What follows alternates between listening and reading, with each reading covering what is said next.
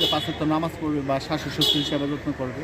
আমার বাবা তো নেই, আমার মা আছে, আমার মা সেবা যত্ন করবে। যদি এরকম পাত্রী আমি পাই তাহলে বিয়ে করব, আর না পাইলে আমি চিরকুমার। আচ্ছা, আমি একটা কথা বলি রতন, সেটা হচ্ছে ঢাকা শহরে বাড়ি আছে, কোটি টাকার মালিক রতন, তারপরে পাত্রী পাচ্ছে না, এটার কারণ কি? না, আমি ঢাকা শহরে বাড়ি আছে বলতে ওইটা কোটি টাকার মালিক না, ছোট্ট একটা বাড়ি। ওই বাড়িটা আমার একা না, আমার বোনের আছে, আমার বোনের বাড়ি, আমি থাকি। ওই বাড়িটা আসলে আমার জন্য আমার বোন করে দিয়েছে। আমার বোন আমার খুব ভালো মানুষ, বলছে যে আমার ভাইয়া, আমি কুমিল্লা যেতে চেয়েছিলাম, বলতেছে তুমি ছোটো থেকে বড় হয়েছো ঢাকা, কুমিল্লা যাওয়ার দরকার নেই, তুমি আমার বাড়িতেই থাকো। আমি সেই বাড়িতেই থাকি, আমার বোনের বাড়িতে, সেটাই আমার বাড়ি। আমার সম্বল এতটুকুই, আমি দিন না দিন খাই ভাই। কেউ যদি আমাকে ভালোবেসে 1 টাকা দেয় আমি খাই, কেউ না দিলে আমি চাইও না, আমি না খেয়ে থাকি। কিন্তু রতন, এরকম বললে কি আসলে বউ থাকবে, বিয়ে করবে? সত্য বললে কি বিয়ে হয়? সত্যিকারী মেয়ে যারা মানুষকে ভালোবাসে, সেই মেয়ে হলে অবশ্যই করবে। আচ্ছা, বিয়েতে যৌতুক নেবে কিনা রতন? আমি প্রথম বিয়ে করেছিলাম, কোনো যৌতুক নিয়ে না। দ্বিতীয়বার বিয়ে করলে কোনো যৌতুক নিব না। কাবিন কত টাকা করবি?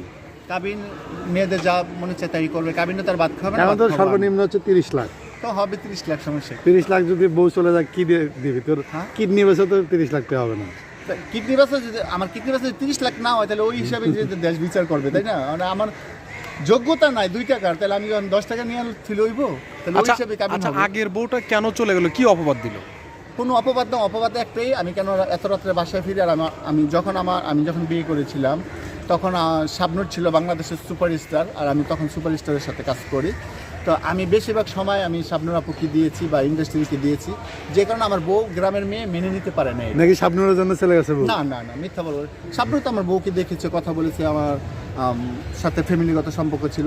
কারোর জন্য আমার বউ যায় না, আমার বউ গেছে। আমি কত বছরের সংসার ছিল?